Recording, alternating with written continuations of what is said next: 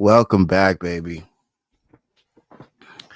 Welcome back to another episode of One More Round Fights. It is Sunday, May 4th, 2025, and you're watching episode number 36. I'm your host, Gav.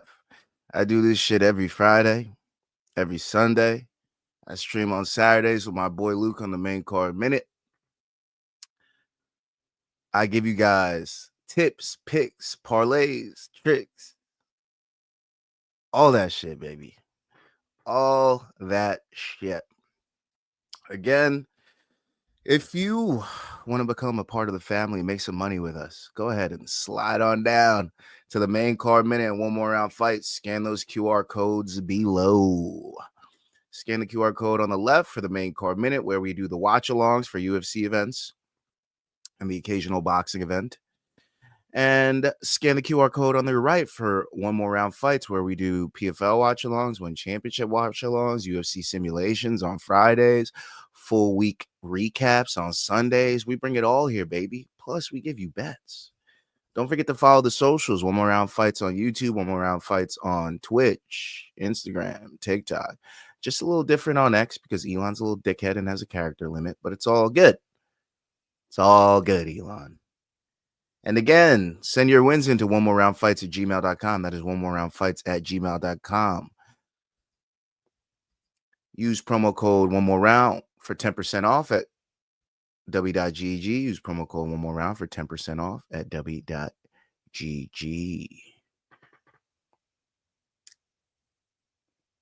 We have a jam-packed week to talk about. Jam-packed week. I mean, there wasn't a day that was wasted this week. Not a day wasted. Every single day we had some combat sports this week. You know, DJ Serenity in the house. Bing Rips. We started off with one. You feel me? Lazy already knows. Boof him if you got him. Whoa. Tommy says, what up, bro? What up, Tommy? How you feeling? Tommy says, Jamal Hill is out. Khalil about to fight Contender Series Isaac Deek last minute. That's a better fight for Khalil. He gets to show off his striking. His type of style really doesn't matter who he fights against. I feel like Jamal Hill's counters heavy style really depends on who his style matches. But Khalil's just going to come forward and fucking bang. So I like that fight. I like that fight a lot.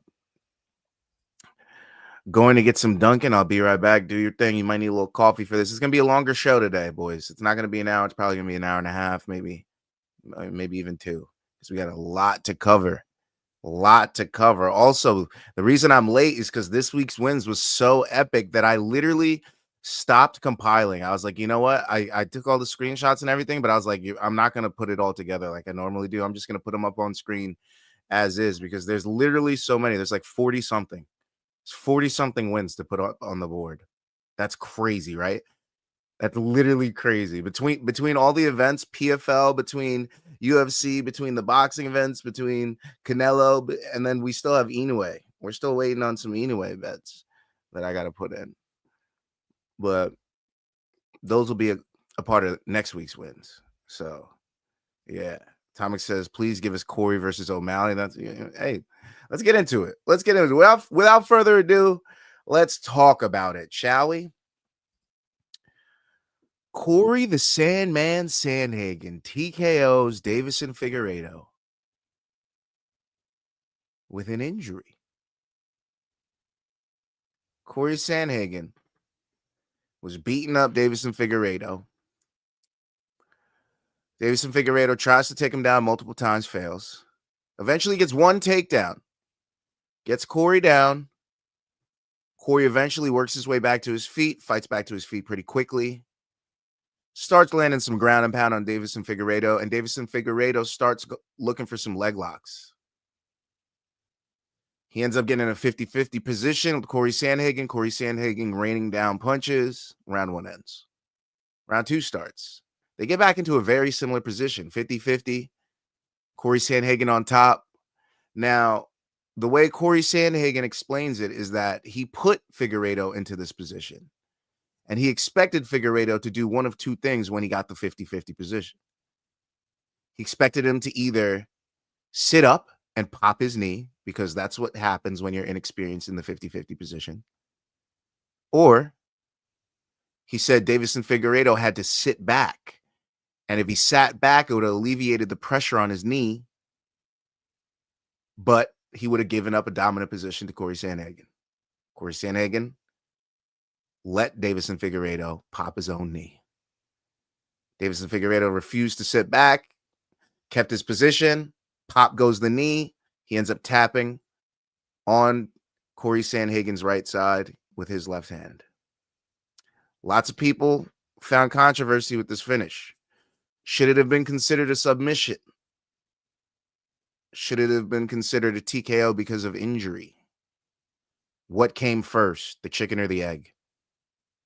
Now, the rules of MMA state, or, well, they don't state, but it seems, because of the way the decision went, that it was a submission due to TKO by injury. The TKO came first. And that's what they rule the fight as. I know there's some situations where it's gone the other way. David Branch, Frank Mir versus Nogueira, where he popped his shoulder out. There's plenty of situations where a lot of things, it's gone weird, and sometimes it's up to the discretion of the commission in that state or in that governing body. So that's the decision we got. We got the TKO round 2, and we were actually happy about it. More to come on that in this week's wins. So Corey Sandhagen defeats Davison Figueiredo via TKO injury, round 2, 4 minutes and 8 seconds. Corey Sandhagen was winning this fight regardless. So there's nothing we can say about, oh man, if it wasn't the injury, or if Figueiredo was fighting an injury, or blah, blah, blah, blah, blah. Corey Sandhagen was winning this fight from the jump. Corey Sandhagen was winning all the positions. Corey Sandhagen is making more shots. Worth it. Corey Sandhagen is landing the more powerful shots. And he maintained dominant positions. So Corey Sandhagen was going to win the fight regardless. Even if that went 5 rounds, even if it went a couple more rounds and then he TKO'd him. I never saw Figueiredo winning this fight in the first place. Corey was just too big, too long, too fast, too smart.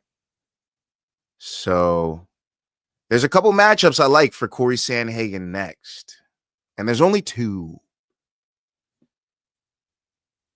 Now, one I don't like. So we're gonna give you the bad first. Maybe the Peter Yan rematch. Possibilities. Maybe the Peter Yan rematch. But if we want to have some fucking fun, baby. Yes, some fun. Sugar Shane O'Malley, baby. Yes, Corey Sandhagen versus Sean O'Malley, the fight we've been waiting for half a decade, it feels like at this point. I feel like I've been calling for this fight since around the Aljo Sandhagen fight. I really do. The longest guys in the division, 2 of the best strikers in the division, 2 of the most fun fighters in the division, 2 of the best social media personalities in the division, 2 of the best worst tattoos in the division. I'm just kidding. That ball, those gloves on his leg don't look too bad. Sometimes, we get a lot of young tattoos. I have a couple that I'd like to get removed, but I'm never going to, because I fuck with my decisions. Actually, there's only one, but it's an alien outline, and it kind of fits with everything else. So I guess it doesn't. No, I don't have any. I remove. So sorry. But anyways, yeah, Corey Sandhagen, Sean O'Malley. If not, then give us the Peter Yan fight.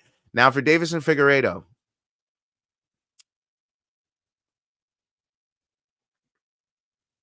I think we're done here.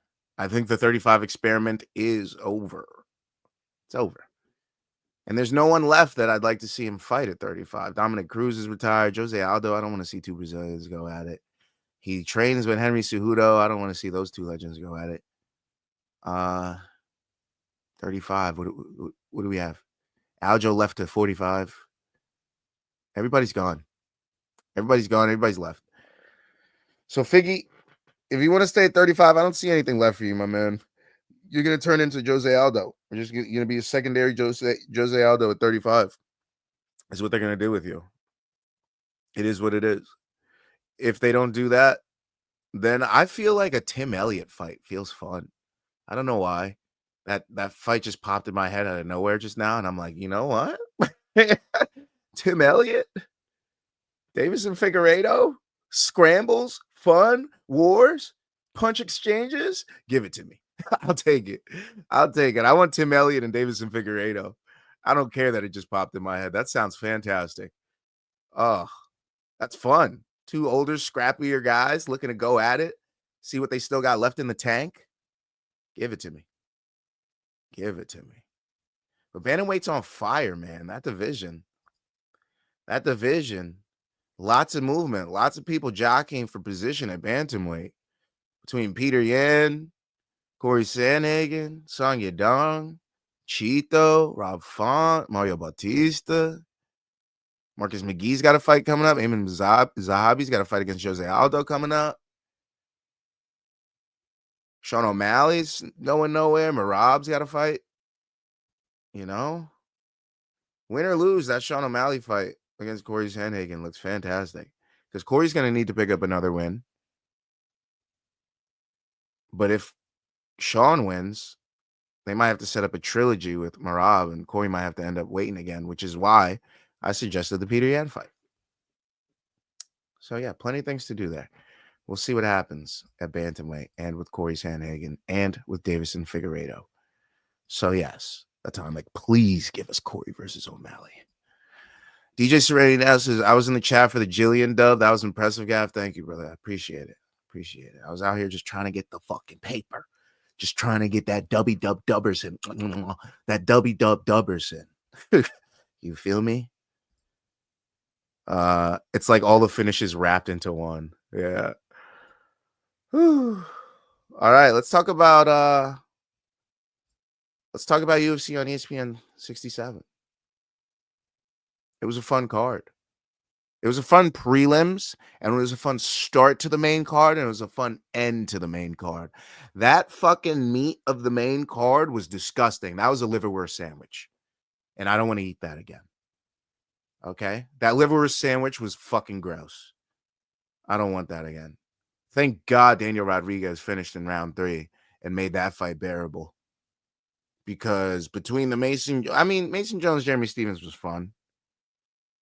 But the Sergey City, Cam Smotherman fight was slow as hell until the end of round 3. Montel Jackson, Daniel Marcos, slow as hell. Daniel Rodriguez, Ponzinibbio was slow as hell until the finish, which I missed because I had a special delivery in the mailbox. But yeah, those prelims, those prelims. Oh, let's go top to bottom, huh? Renier de Ritter defeats Bo Nickel via TKO strikes round 2, a minute 53 seconds. Hype train. Stopped. Bo Nickel eats a giant knee to the midsection and just crumbles, folds like a chair, goes down to his hands and knees. The ref has to call it. Rener de Ritter was on my top 3 gingers list. It was him, Canelo, Corey Sandhagen. Jake Roseman was an honorary mention. Got to bounce him out the list. Jake Rosen, welcome to the top 3. Canelo, you got to stay at 2 because of that performance. But Corey Sandhagen, you are holding down that number 1 spot, my boy. Hold it down proud. Fantastic win. Yeah, Bo Nickel, we are going to have to halt that train. So during the stream, me and Luke were talking, and I was like, yo, you know what? What about GM3, Gerald Mearshart? He just fought Renier de Ritter to a tough decision. I feel like that's a decent matchup for Bo Nickel. He doesn't have the striking like Renier de Ritter, right? So maybe that's a solid matchup for Bo Nickel. But if not, we really have to slow him down. I was getting Aaron Pico flashbacks from Bellator. I was like, oh my God, we're fast tracking him again. We're doing this again where we're giving these guys opportunities way too quickly. We can't. We can't let it happen. We cannot let it happen again. We need to build our stars. We cannot keep doing this over and over again where we're like, this guy's great, fast track him. We've seen it already twice this year. Peyton Talbot, Bo Nickel. Who else? There's been plenty. I don't even have to get specific with it. Do I have to get specific with it? Should I? Nah. But we need to slow it down. Bo Nickel.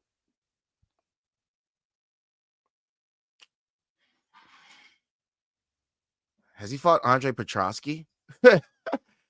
has that been a fight yet? I feel like Bo Nickel, Andre Petrosky could be fire. Did that happen already? Am I tripping? Two wrestlers? Brazilian Jiu-Jitsu black belt? Yeah? No? Am I tripping? No, that was Cody Brundage. Yeah.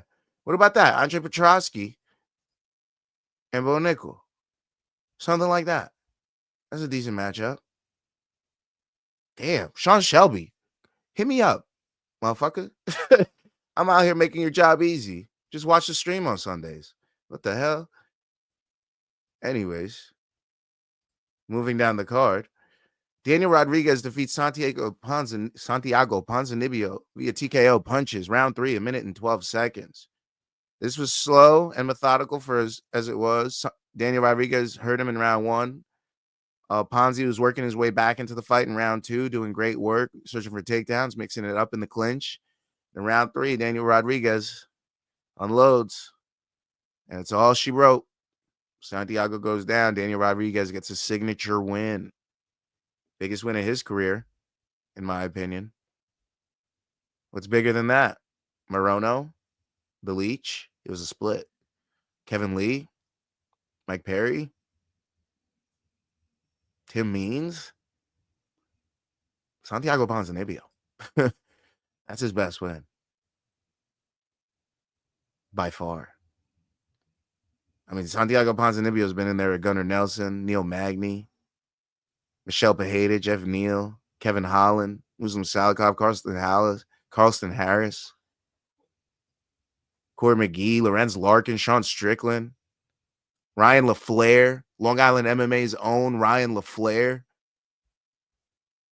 Yeah. Best win of his career, for sure. Montel Jackson defeats Daniel Marcos 30-27 across the board. Montel Jackson had great takedown defense. He kept Daniel Marcos off his back for the most part, and when he did get him down, he popped right back up to his feet. Montel Jackson, great signature win. Showing that he could take on grapplers, take on strikers, take on all comers. Shout out to Montel Jackson and his team. Also at bantamweight, Sergey City defeats Cameron Smotherman 30-27, 29-28, 29-28. The one fight that we got wrong. Completely wrong. Cam just didn't do enough. Cameron just didn't do enough. Started too slow. Got going way too late in the round 3. I say he won round 3. One of the judges disagree because of that 30-27, but it is what it is. Cam Smotherman just started too late. Sergey City was just more active. Came ready for the moment. Cam Smotherman probably a little relaxed after his big win last time. Yeah, I don't even think he has to go back and work on anything besides getting his pace ready and figuring out his game plans quicker. He just got slow. He just got slow and easy to read for his city in round 1 and 2. And then finally, when he walked forward in round 3, he had success. Opening the card, Mason Jones defeats Jeremy Stephens 30-27 across the board. Jeremy Stephens, unfortunately, he was trying. He was landing big shots. He had Mason Jones cut, bruised up, shooting for takedowns, but he just couldn't find that killer shot that we've seen Jeremy Stephens find time and time again. He couldn't find the button on Mason Jones. And it was what it was. It is what it is. Mason Jones walks away with the win. Yana Santos defeats Miesha Tate by unanimous decision, 29-28 across the board. Wins rounds 1 and 2. Gets her back taken in round 3. Fights off Miesha Tate for a majority of the round. Miesha Tate just searching for submissions. Almost has a near title moment like she had against Holly Holm for her to win the belt. Down on all the judges' scorecards, and in that last round, nearly pulling out that submission victory. But she doesn't get the win. Azamat Bakayev defeats Ryan Loder by TKO punches round 1, 2 minutes and 44 seconds. Bakayev threw some bombs at Ryan Loder. Okay? We predicted the round 1 KO, and the round 1 KO is what we got. Ryan Loder just got pushed too quickly. The theme of the night. Young talent getting pushed way too quickly. Ryan Loder decided to stand and bang with Azamat Bakayev. And he learned the hard way that Russian, that guy from the other side of the world, he has heavy fucking hands. And he put him down.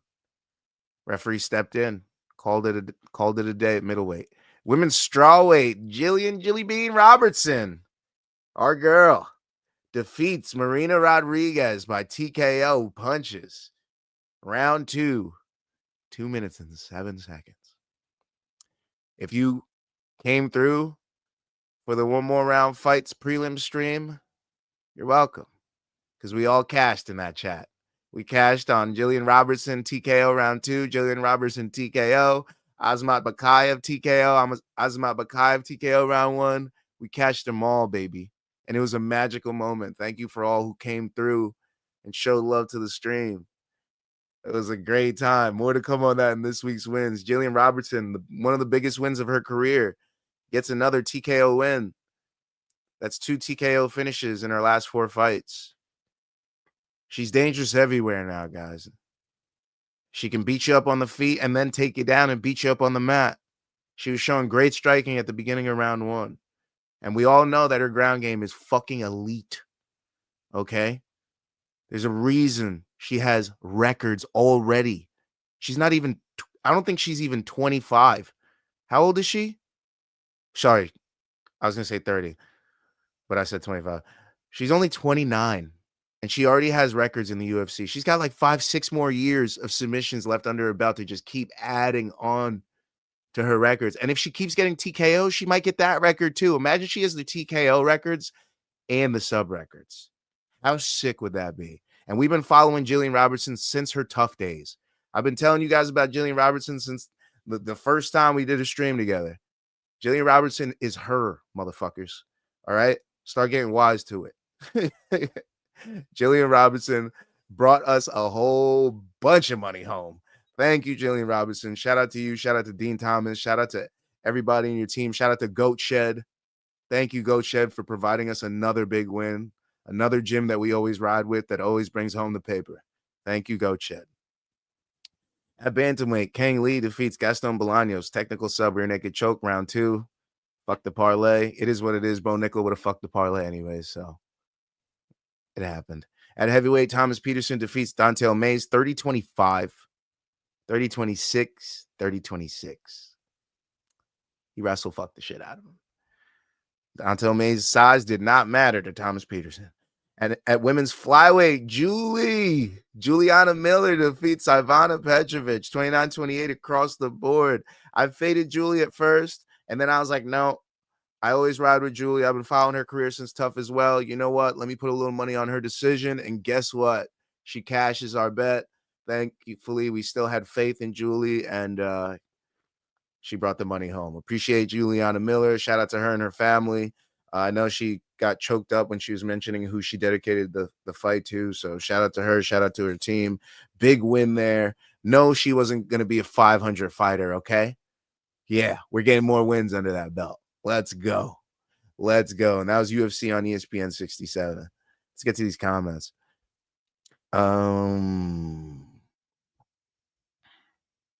Whoa. DJ Serenity says, talking about the Corey finish. Gotcha. It was like all the finishes wrapped into one. I see. I fell asleep during the main card, bro. It was so boring. No offense to the fighters, but the middle fighters weren't really going for it until they realized that they had to. It was kind of frustrating. Lazy says, give Nickel the winner of Gastelum versus Pfeiffer and let him get that work. Stop it. Way too big of a jump. Bro, if Renner de Ritter just gave him that work, what the fuck do you think Kevin Gastelum would do to him? Kevin Gastelum still got some fucking bombs on him, boy. And Joe Pfeiffer, literally his name is Body Bags, and Reindeer just put you in a body bag. Oh, yeah. Nah. Joe, just stop it. If you want Bo Nickel to live past 35, do not give him Joe Pfeiffer. Do not do that. Not yet, anyways. Jeez Louise. Joe Pfeiffer will just work takedown defense the whole time and just land a bomb or just look for knees. Lazy says, hopefully it's Nickel versus Pfeiffer so we can see two gingers prone to excuse making go at it. All right, so we're really pushing this Pfeiffer Bo Nickel fight. Battle of the Gingers. This is what we're doing. I mean, fuck it. You guys, all right. I can come around on this. The better prospect wins, and then we stop caring about the other one. Is that what we're doing? I feel like Nickel still has a lot of promise, man. Striking's hard for somebody that's only been wrestling their entire career, only been grappling their entire career. Like, just think about guys like Damian Maia, guys like Charles Oliveira, that it literally took them like 7 years of getting their ass kicked in the UFC to finally get the striking together and be an elite striker. Like, it takes time, and that's why I was like, fast tracking guys like Bo Nickel does not suit them well, man. Like me, I pick up striking naturally because I learned strike. That was the first art I learned. I learned strike. I was in Taekwondo my whole life growing up. So striking just came easy to me. Kicking came easy to me. But for a guy like Nickel, that's only been drilling, fucking shooting on people's legs and gaining positions on the ground and head positions and shit like that, close quarter combat, striking's gonna be really hard for him. And especially at the UFC level, even a guy like Reindeer, I'm gonna stop calling him Reindeer. I'm gonna put some respect on his name. Reindeer de Ritter. Shit, man. I'm surprised he lasted as long as he did. Looking back at the fight, I should have seen the fight going for Renner. I should have. Bo Nickel versus Joe Pfeiffer versus a tummy ache. Them tummy aches will get you, man. Yo, I almost had a bubble gut moment the other night. I was thinking I was gonna put the Be Right backups slate and go take a shit and come back, but I pushed through. Lazy says, imagine the build up to that fight and them deciding who's more alpha. That would be pretty fun. He's like, oh yeah, he's just gonna try to hold me down, but me, I'm gonna try to put him out. And then Bo Nickel's gonna be like, yeah, he thinks I'm just gonna hold him down, but I'm gonna put him out. I'm gonna get on top and then land straight. Yeah, honestly, you guys sold me. Give me the Nickel Pfeiffer fight. Give it to me. Give it to me. Fuck it. All I'm saying is I've never seen Pfeiffer and Nickel in the same room together. Stop. Do you think they're like they're like a Dragon Ball Z situation? Like when you put them together, they're Joe Pfeiffer, but when they separate, one's Bo Nickel and the other's like, I don't know. What's the dude with the one eye? Shara Bullet. You know, like what happens when they split. Feet. Feeney says, Mr. Chair Thrower himself. Oh, yeah, baby. I'm surprised this chair survived that throw. I'm not going to lie. I thought I was going to have to get a new chair and adjust the whole stream last night after I threw this chair. I can't believe Jillian brought the money home. I was throwing shit in this room like crazy. I was so happy. Almost 2 a.m. Monday morning, and I'm very inebriated. Let's fucking go. Let's go, Phoenix. Lazy says that was me during the fights, Phoenix. I went to the AFL game last night, scored some corporate tickets. So been hitting top shelf all night. Been a long session. Yeah, man. Because when that top shelf hits you, that hangover won't be as bad off that top shelf. So, if I got the dough to do it, I like to go top shelf. That's why I like to keep at least some mid-level liquor in the cabinet. I don't like to keep like fucking, shit alcohol. If I'm going to keep it around, it's going to be something that people like in their drinks. A little Tanqueray, a little Bombay, a little Ciroc, a little, a little Casamigos. So, one day I'll get that Clase Azul. Keep that in the crib. One day. Lazy says, I'm just a hater. Make that fight immediately. Give it to the people. The people's fight. I don't know, Gav. I'm just high throwing shit at the wall out here. All right. No worries. No worries, do you? Let's get into the next topic. Phil Davis TKO's Rob Wilkinson. What a win for the 40-year-old Phil Davis. This was via knockout punches, round 2, 51 seconds. Smash the unders. Smash the TKO props. Smashed everything. Phil Davis is here to smash this tournament in 2025 in the PFL. He said they dissolved Bellator. I can't even get my Bellator belt back. All right. I guess I'm going to have to settle for this PFL belt. Man, Phil Davis put on a performance. I'm so excited to see what he does next. I'm so excited. 40-year-old Phil Davis using his tools, using his long right hand, just taking Rob Wilkinson off balance, dropping him to the mat and just finishing him off with just a few little punches, just to make it academic, for some parliamentary procedure, if you will. Yeah. Phil Davis, huge win. Huge freaking win. As you know, his next opponent in the tournament is Sullivan Cauley. They matched up in the cage afterwards. That's going to be a tough fight. Sullivan Cauley, a known first-round finisher. But Phil Davis has never been finished. Who wins, the immovable object or the unstoppable force? Sullivan Cauley has been stopped before. Phil Davis can do it a multitude of ways. He can wrestle him. He can knock him out on the feet. He can take him down and submit him. You can bet your ass my money's going to be on Phil Davis. You can bet your ass my money's going to be on Phil Davis, baby. Moving on. PFL 4 happened. PFL 4 happened. That was the card that Phil Davis headlined. Let's move down the card. Valentin Moldavsky defeats Sergey Belostiny via unanimous decision, 29-28 across the board. Moldavsky gets a big win. Was getting pounded on in round 1. Had us a little scared, a little dicey. Had him jelly-legged a little bit.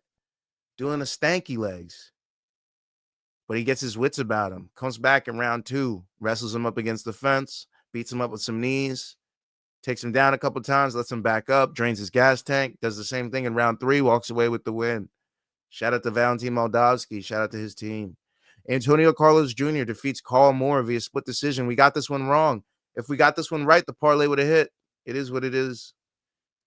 It is what it is. 29-28, 28-29, 29-28. Antonio Carlos Jr. still proving he's got a lot left in the tank. We'll see what he does in this tournament. 2 more wins. That's all he needs. Simeon Powell defeats Carl Albrechtsen via TKO, elbows, round 2. We called this one as well. Simeon Powell, TKO round 2. Thank you to Simeon Powell. Cashing the bets. Appreciate you. There was a reason PFL decided to follow you all week. There was a reason they decided to document what you were doing. There's a reason they followed you with the cameras to IHOP. Yeah. I just saw what was happening, and I went with Simeon Powell. Now, obviously, that strategy didn't work last week with Clay Collard, but Clay Collard didn't look happy to be being interviewed by them when he was with his family. Simeon Powell did. Simeon Powell was in good spirits, so I decided to go with him, and it paid off. On the prelims, Alexander Romanov defeats Tim Johnson via submission. Guillotine choke, round 1, 1 minute and 53 seconds. Shout out to Romanov. Big, huge win coming over from the UFC. Solid, beating a UFC vet himself, being a Bellator vet, beating Tim Johnson. Tim Johnson seemed to have popped his rib. Doesn't matter. Still a win for Alexander Romanov. Now, unfortunately, this kind of feels like a similar situation with Figueiredo and Sandhagen, but they gave this guy the guillotine choke. But to be fair, what would they have called the submission that Corey Sandhagen beat Figueiredo with? The 50-50 submission? Like, what would they have? It's not a knee bar. It's not a calf slicer. It was a 50-50 position. So, yeah, tough. Oleg Popov defeats Carl Williams via split decision, 28-29, 29-28, 28-29. Unfortunately, Carl Williams coming over from the UFC, albeit on a short notice appearance here, loses to Oleg Popov. Oleg Popov just uses his wrestling, cashed our parlay. Sorry. Shout out to Oleg Popov, even though the 420 parlay didn't end up cashing, thanks to Bo Nickel. It is what it is. Now I hope Inoue doesn't even get the TKO. Okay? Now I'm betting with odds tonight. Fuck it. All right? Sullivan Cauley defeats Alex Polizzi via TKO, elbows, round one. I did tell you guys Cauley was going to get the round one TKO, but it was against a different opponent. Both Alex Polizzi's opponent and Sullivan Cauley's opponent fell out. Rafael Xavier and I forget who Cauley's opponent was.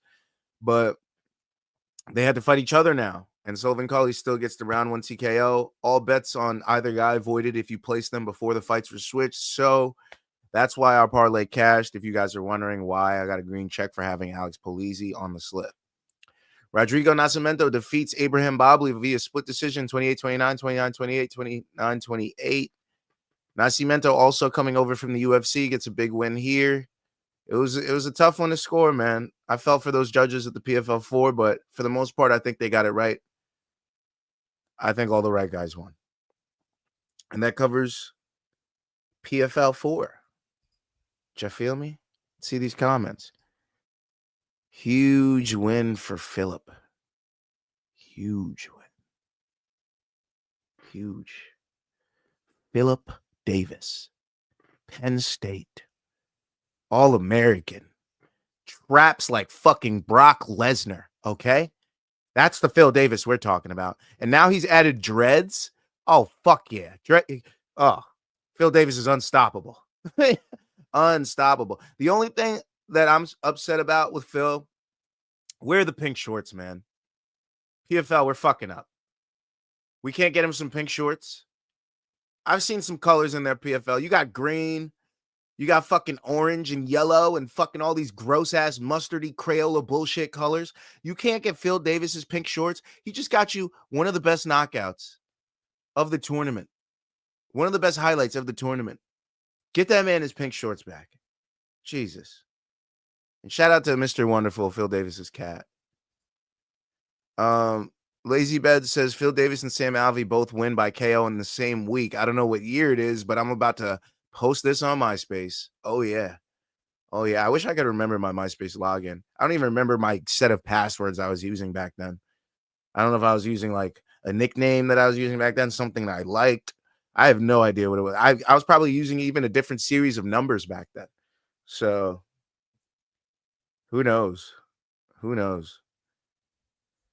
But shout out to those guys. You feel me? PFL, great card. Great card. I had a great time watching it. Thanks to everyone that showed up for that watch along on Thursday as well. Appreciate you guys showing love all the time, liking and subscribing. Thank you. Thank you. I had a great time going on stream. No regrets at all. I'll continue to do some more of those if the opportunities present itself. So if it fits in the schedule, the right ingredients are added, maybe I'll do some more prelim streams for you guys. But it's not going to be like a standard thing. It just happened that it was a big fight week. And, you know, I happen to be home.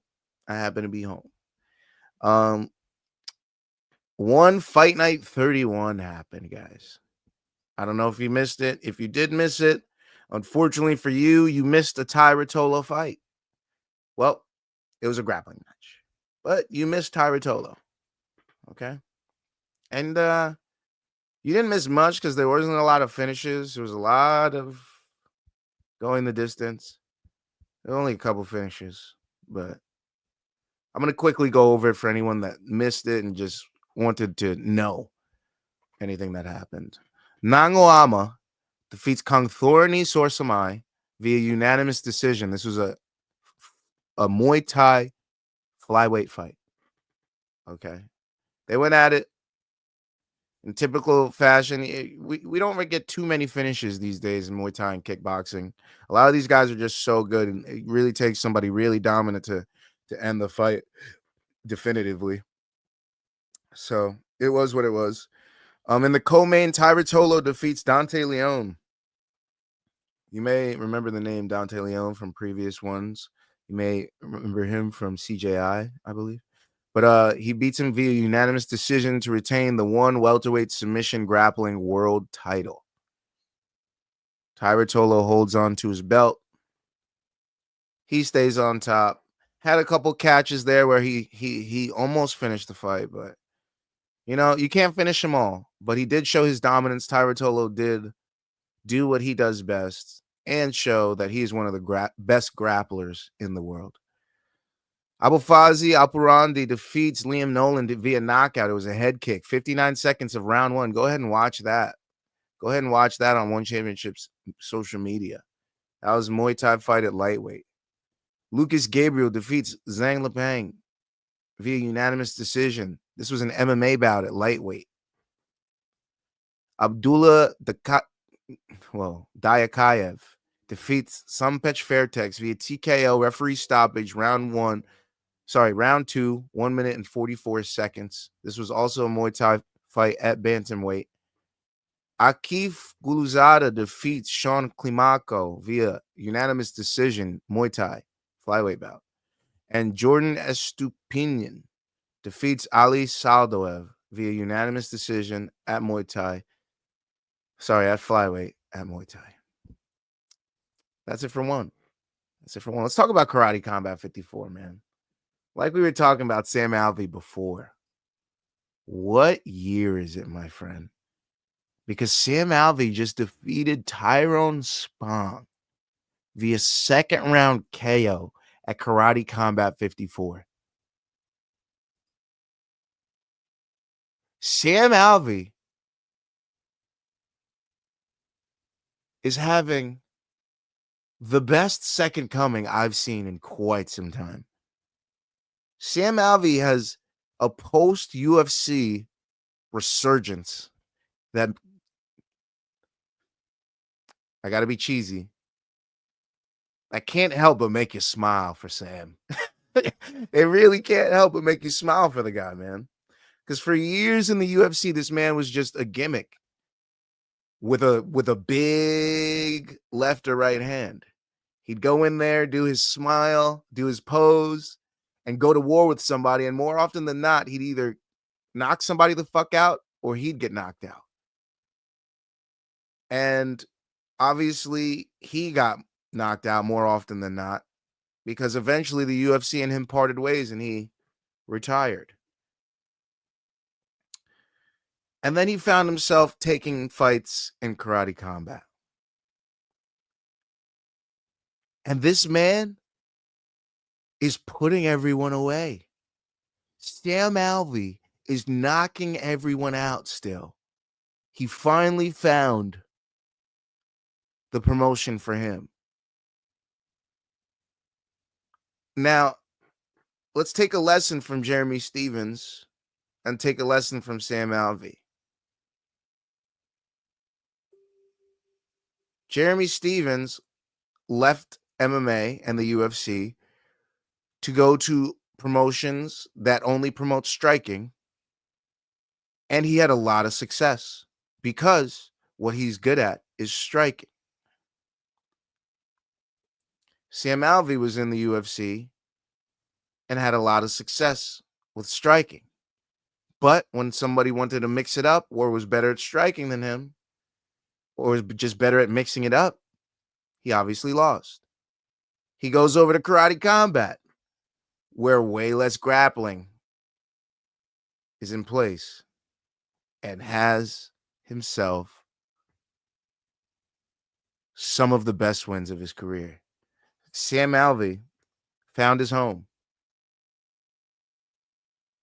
Think of guys like Mike Perry, found his home in bare knuckle. Sometimes you just got to find what suits you best. And for Jeremy Stephens, it was never MMA because guys are always going to try to take him down because of how good he is at striking. But for Sam Alvey, a place in like the pit in karate combat, there ain't no place to go from those hands. And Sam Alvey picked up a huge win, dropping Tyrone Spong and making it academic with some follow-up strikes. Shout out to Sam Alvey with a huge win, becoming double champ, getting some of the biggest wins of his career over at Karate Combat. Shout out to Azim Saidi. Shout out to Karate Combat. Shout out to Goat Shed. Huge win. Muhammad Makayev swimming around promotions now. Brave, little Karate Combat. He defeats Bolat Zamanbakov via second round KO with a body kick. He is now proving, no, I'm not just going to grapple people. I got hands too. I'm over here at Karate Combat putting these guys away. Okay? UFC signed me. Too bad the UFC don't give a fuck. Unfortunately, I don't know what this man did that they really don't want to sign him again, but they are out on the Muhammad Makayev business. Okay? I love to see him doing great things in other promotions. I'd like to see him do more. He's over here winning at Karate Combat. He's over there winning at Brave. Let's see him go to the PFL, get another win. And then maybe the UFC will start looking at him again, being like, damn, this guy is literally whooping everybody's ass. Maybe we can't deny him anymore. So hopefully we could see him back in the UFC in the future. Kiamrian Abasov defeats Jaden Einaud via first round TKO. Another highlight you guys should go watch on Karate Combat social media. Adam Noy defeats Ali Zaranfir via split decision. Usama Asli defeats Naima Farajvan via unanimous decision. Arman Saryukian defeats Maksharip Zainikov via unanimous decision. Afterwards, Saryukian apologizes for antics during the fight, and he trash talk, all of that kind of stuff that was going on. It was a war. It was a war, but Saryukian just showed he was dominant. Also, the opponent that he was going against was a teammate of Islam Makhachev. So that should be noted. Obviously, there was a little bit of heat on that match, but Saryukian comes out the victor. Interesting to see the way that Karate Combat and other promotions on Fight Pass lend UFC fighters over there constantly. I wonder what their structure, their contract structures are, that they're able to just float between promotions like that, even though they're signed to the UFC. Interesting. Ali Aliyev defeats Muhammad Asli via unanimous decision. Saifullah Kambakadov defeats Hossein Malamadi via first round TKO. It was an eye injury. Sajad Satari defeats Mo Abdurrahman via unanimous decision. Bruno Chavez defeats Sergey Veselkin via first round KO punch. Abdallah Shandio defeats Ali Alkazi via unanimous decision. Asharoka defeats Lee Lishan via second round TKO punches. Raslan Bendania defeats Amro Abdin via second round KO punches. Puya Ramani defeats Slim Trabelsi, PFL vet Slim Trabelsi, via unanimous decision in a grappling match. Saigid Izagakamaev defeats Khatam Boynazarov via first round submission armbar in a grappling match. And then David Tiramisu, no, I'm just kidding. Tiramizi defeats Brandon Jensen via second round TKO. And that's the Karate Combat 54 results for anyone that was wondering what happened and missed it. Okay. No fighter spotlight this week. There's no fighter spotlight this week because of how much we have to cover, because of how much we still have to go. We still got all of boxing to cover, by the way. No fighter spotlight this week. Also, Cam Smotherman was going to be the fighter spotlight of the week, but he didn't get the dubber. So it is what it is, and we move on. Okay. Lazy Bed says they took on Sponk's face as he laid on the mat. He didn't know if he was in Abu Dhabi or Narnia. Yeah, man. Sam Alvey has some crazy power in those hands. Yo, is he in our top 5 gingers list? Yo, this was a ginger weekend, huh? Corey Sandhagen, Canelo Alvarez, Sam Alvey. Shout out to my redheads. Shout out to my redheads out there. Okay. Y'all were doing it big this weekend. I'm surprised me and Luke didn't think of the redhead parlay, but I don't think we could have bet on Karate Combat. I didn't see anything on the books for it. But I did text him about it. I was like, yo, the ginger parlay. It didn't cash because of Daniel Marcos and Bo Nickel, but I did attempt, and that's what matters. Let's get into some boxing, shall we? Ryan Garcia and Rolly Romero fought this weekend in a frustrating fight, in a frustrating event. Fatal Fury, Riyadh season, I guess. Turkey Al Sheikhs, The Ring, magazine. They were putting on a nice little show in Times Square, New York City.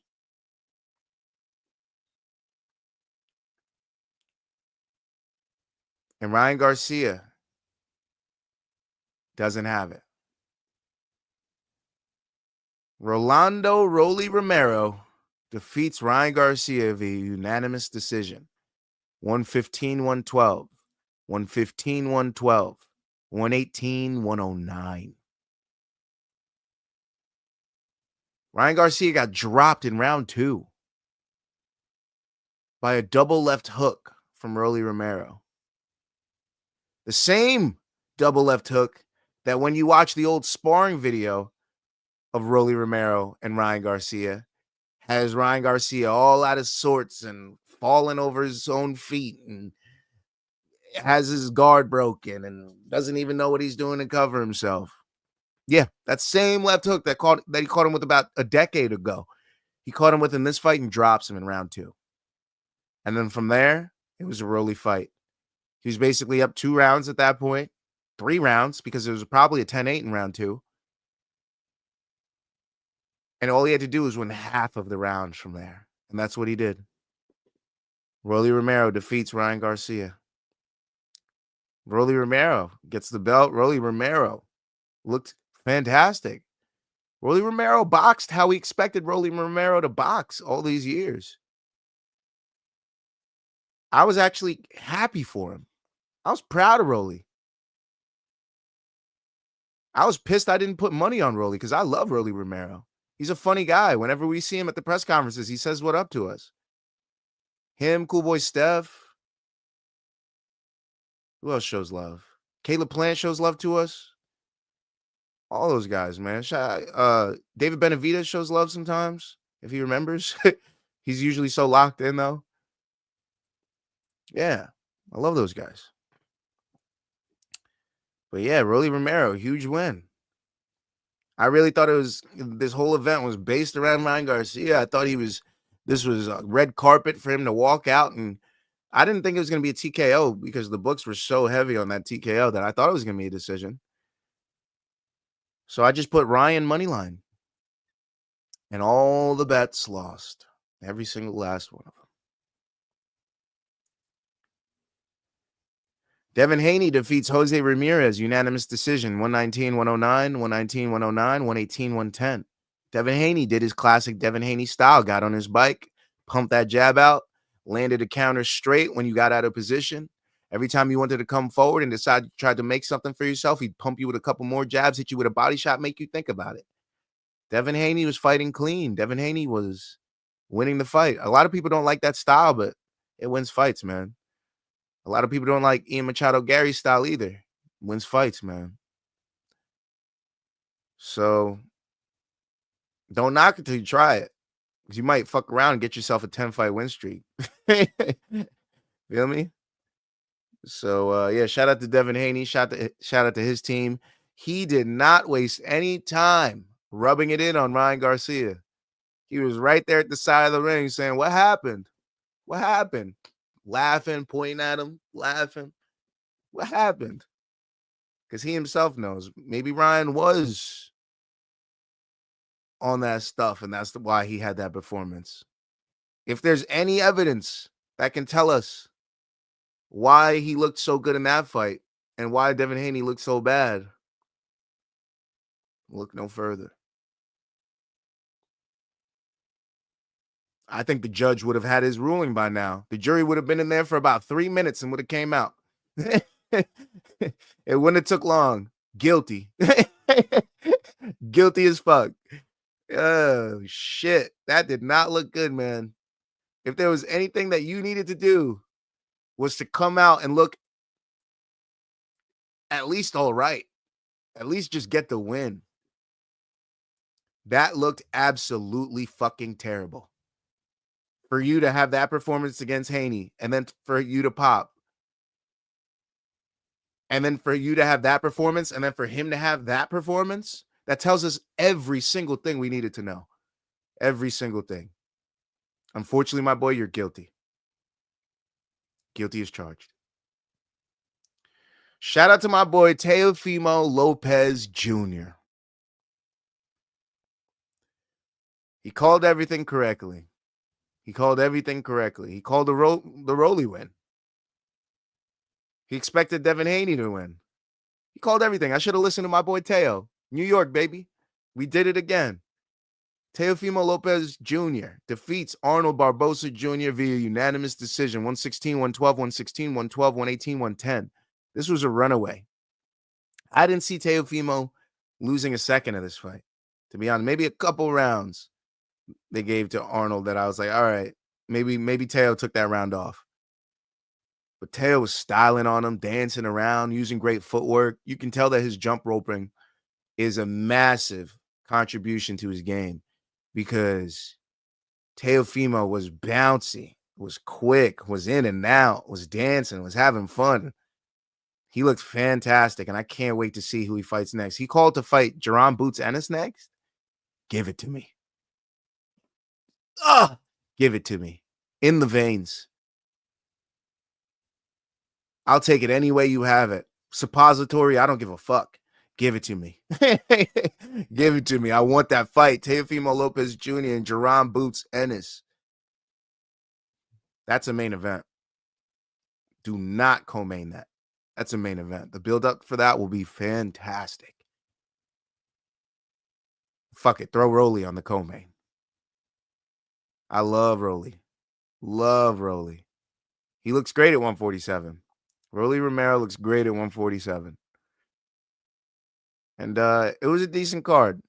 The fact that we got 3 decisions, it is what it is. Teo got a great win. Haney got a great comeback win. And Rolly announced that he's here. And now we have some fun fights for Rolly. So all in all, I think it was a successful event. And I was pretty happy with it.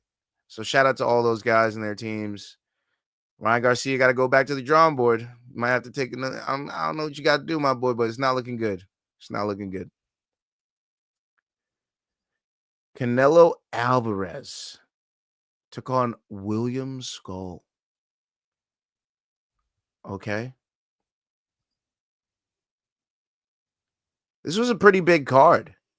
Lots of undercard fights. But Canelo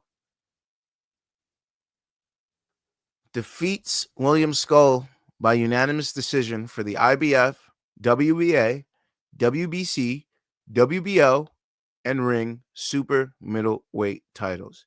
He's undisputed at super middleweight. Canelo just collecting belts time and time again in his respective weight classes. Just going up.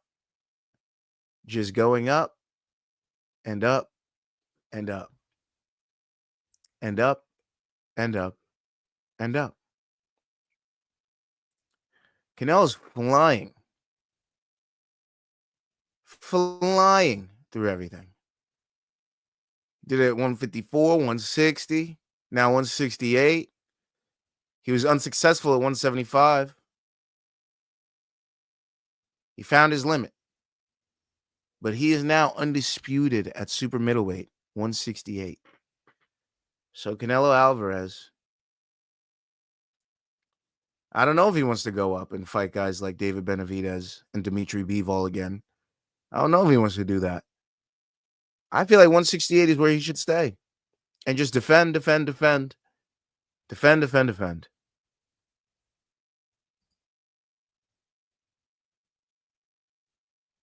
It was 115, 113, 116, 112, 119, 109. Very different on all the scorecards. But the one thing they had in common was that Canelo won. Shout out to Canelo Alvarez. Badu Jack defeats Norer Mikojan via majority decision for the WBC Cruiserweight title. You're welcome if you took Badu Jack. I give you guys that pick. He was plus money as I think he was plus 120, 130. You're welcome. 114, 114, 115, 113, 115, 113. I also said to take it by split decision. Majority decision, didn't see that one coming, but it is what it is. I also said Canelo by unanimous decision. You're welcome for that. So, yeah. Jaime Munguia defeats Bruno Sriracha via unanimous decision, 116, 112, 117, 111, 117, 111. I called a revenge KO. I guess it didn't happen. It wasn't a KO night, apparently. It was a very boring night of fights.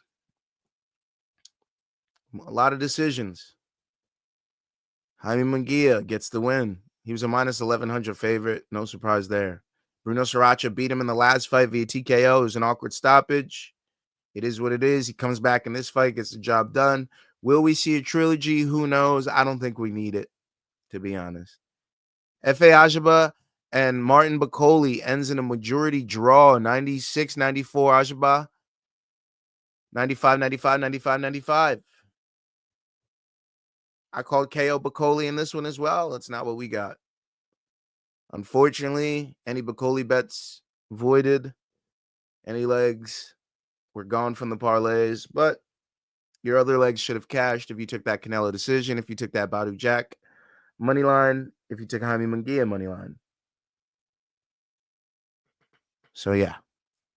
Elsewhere on the card, Brian Leone defeats Aaron Rocha Guerrero via points, 60-54.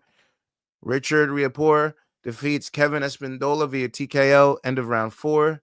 Marco Verde defeats Michelle Polina via TKO, 1 minute and 34 seconds into round 1. Yeah, into round 1.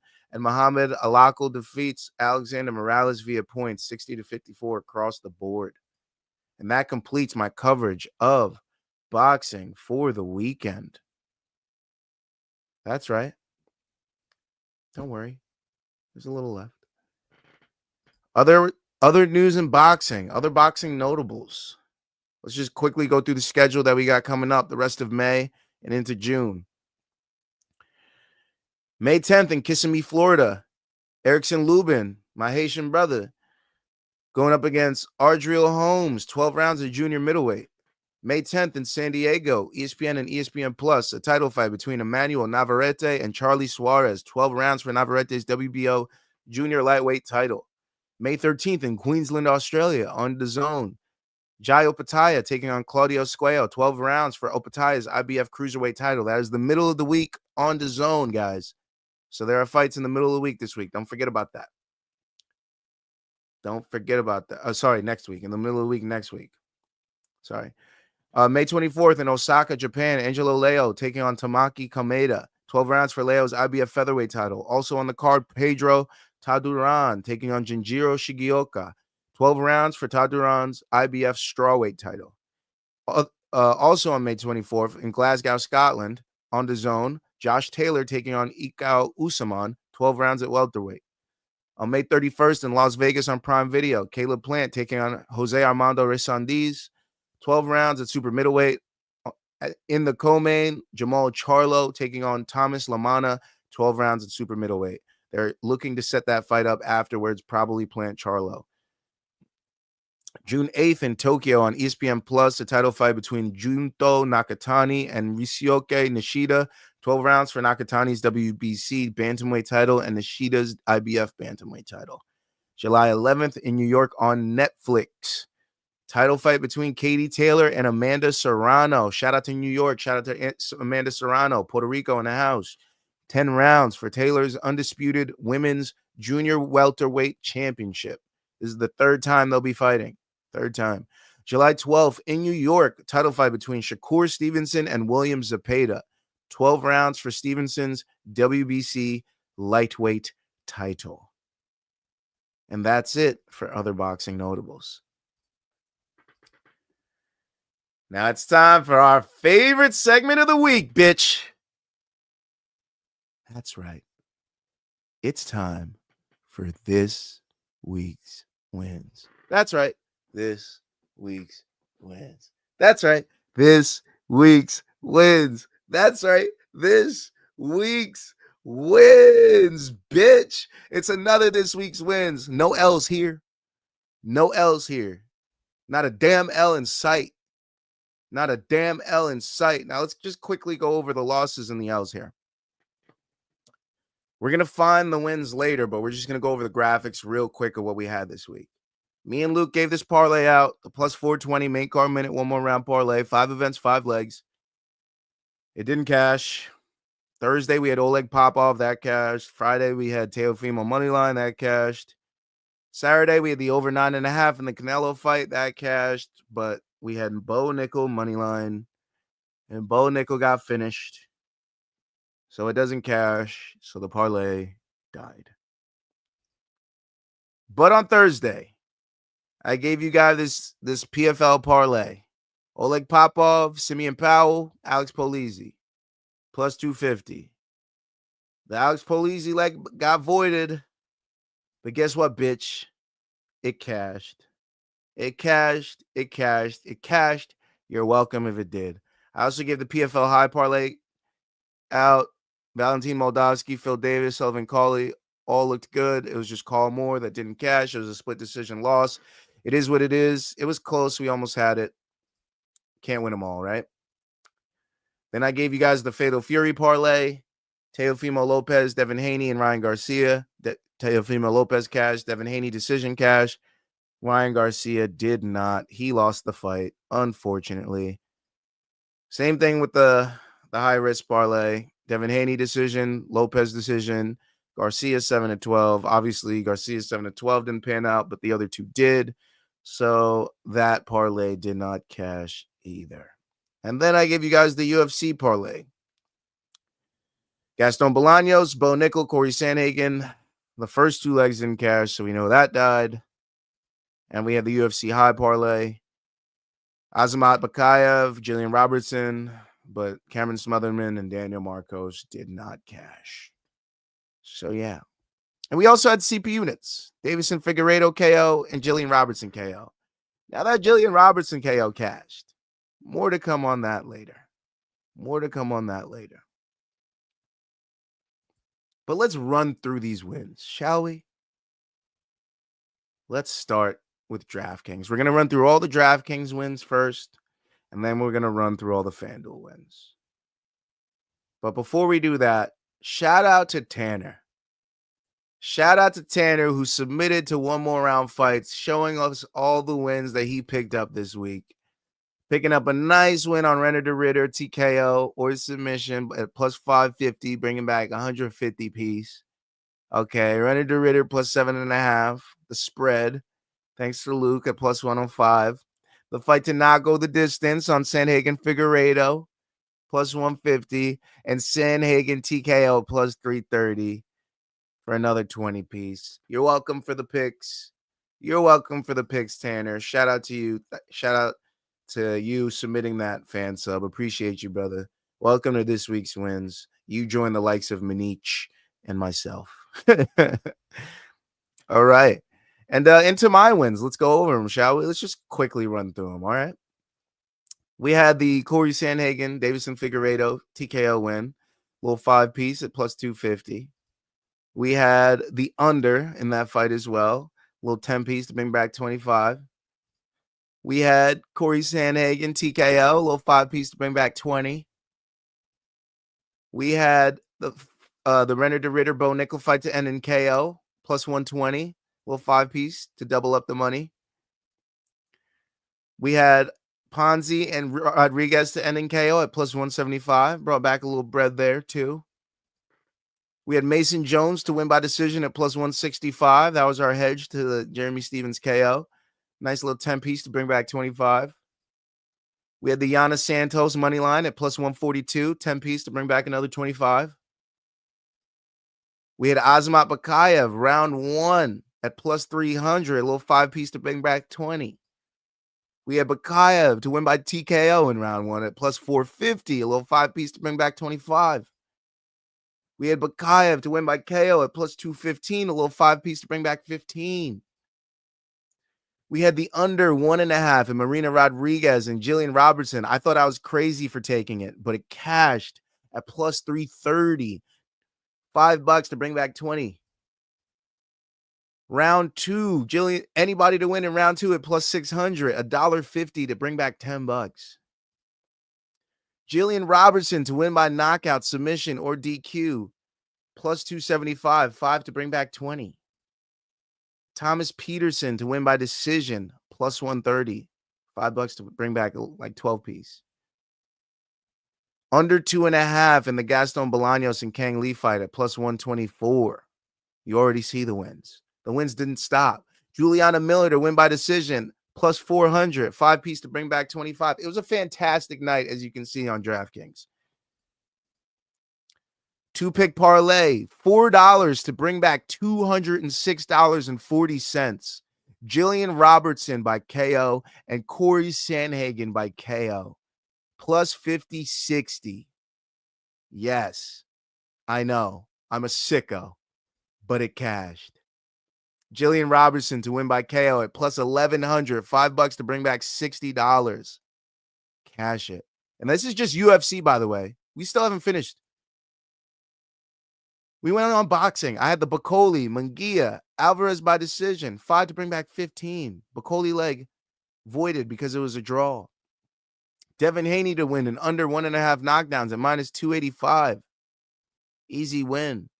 Phil Davis at plus 110. $25 to bring back 52.50. Let's go. Valentin Moldavsky at minus 180. $13 to bring back $22. Come on. Valentin Moldavsky to win by decision at plus 140. 11 to bring back 25. Let's go. Simeon Powell to win by KO plus 175. 10 to bring back another 25. Let's fucking go. And the under 1.5 in Carl Albrechtsen and Simeon Powell, 5 to bring back near 15. And for my final DraftKings win, Alex Polizzi, Oleg Popov, Simeon Powell. That was the parlay. It was supposed to bring back 150, but it was 30 to bring back 60 because the Polizzi leg voided. If you count that up, that's a hell of a lot of money won on DraftKings over the weekend. Shout out to all the events that we made money on. And I'm not done, motherfuckers. I am not fucking done. We haven't gotten into FanDuel, bitch. We haven't gotten into FanDuel yet. Let's get into FanDuel. Corey Sandhagen to win by KO at plus 290. $7 to bring back 25. Corey Sandhagen under 4.5. $10 to bring back another 25. Corey Sandhagen TKO at plus 390. 5 to bring back another 25. Jillian Robertson KO and Corey Sandhagen KO, $4 again to bring back $240. That's right. Plus 5,900. 60 times our money. 60 times. I wish I threw $10 on that. I wish I did. Moving on. Santiago Ponzinibbio, Daniel Rodriguez KO, $10 to bring back 27. Martin Bacoli, Jaime Munguia, Canelo, points. 5 to bring back 15. Mason Jones points, 10 to bring back 27. Azamat Bakayev, round 1 TKO, 5 to bring back 37. Bakayev KO, plus 240, 5 to bring back 15. Under 2.5 in the Rodriguez-Jillian Robertson fight at plus 200, 5 to bring back 15. KO in that fight, $1 to bring back $7 at plus 600. Jillian Robertson KO or submission, plus 230, 5 to bring back 15. Jillian Robertson KO and round 2, plus 3,300, 5 to bring back $170. That's right, and we're not even done. Jillian Robertson KO, 5 to bring back 60 at plus 1,100. Under 2.5 in Gaston Bolaños and Kang Lee, 5 to bring back $12. Thomas Peterson points, 5 to bring back $12. Juliana Miller, 5 to bring back 25 points at plus 390. And finally, the under a half knockdowns in Devin Haney and Carlos Ramirez, 10 to bring back $15. Yeah. This was another epic edition of this week's wins. Thank you for all that showed up to the streams on Thursday and Saturday. Appreciate you all. And Friday. Let's keep this fucking good juju going, baby. Let's roll into the next week making this bready buy. Let's keep it going. Gotta love it. Gotta love it. All right. Let's get into picks. Quickly run through picks, UFC picks. UFC 315 next week. Let me get you guys out of here before 1. Bilal Muhammad. He's taking out Jack Della Maddalena. Don't listen to him. Don't listen to Luke. Don't listen to Luke. It's Bilal. Okay? If he's going all Jack Della Maddalena, don't listen to him. It's Bilal, okay? Play it safe. Bilal. Valentina Shevchenko's taking down Manon Fiorot and Subiner or getting a decision win. Okay? That's what's happening. Alexa Grasso should pick up a big win over Natalia Silva, and I think Jasmine Jasudavicius should win as well. It's a ladies' weekend. We're putting our money on the ladies this weekend. UFC 315. Let's fucking go. All right? Those are my picks. I'm going quickly through these. Like I said, picks on PFL Europe 1. PFL Europe 1 is going to be happening next week. All right? Paul Hughes, Lewis McGrillen. That's all we need. Paul Hughes, Lewis McGrillen. Paul Hughes, Lewis McGrillen. That's it. Don't worry about the rest. Paul Hughes and Lewis McGrillen. All right? PFL MENA is also going to be happening. I don't even think we could bet on it, but if we are, my money's going on Mohsen Mohamed Sefi and Giannis Gamouri. That's where my money's going. Okay? So fuck PFL MENA. I'm moving past that. Emmanuel Navarette and Charly Suarez is happening on ESPN. I got Emmanuel Navarette in that fight. And the fight before that, I'm going with Zar Abdullayev. Okay? That's what we're doing there. In the Lubin fight, we got Erickson Lubin versus Ardreal Holmes Jr. Okay? Erickson Lubin all day. We're going Erickson Lubin. There's no other ifs, ands, or buts about it. Got to go Erickson Lubin. Flag out, baby. IET. Erickson Lubin, you got full support over here.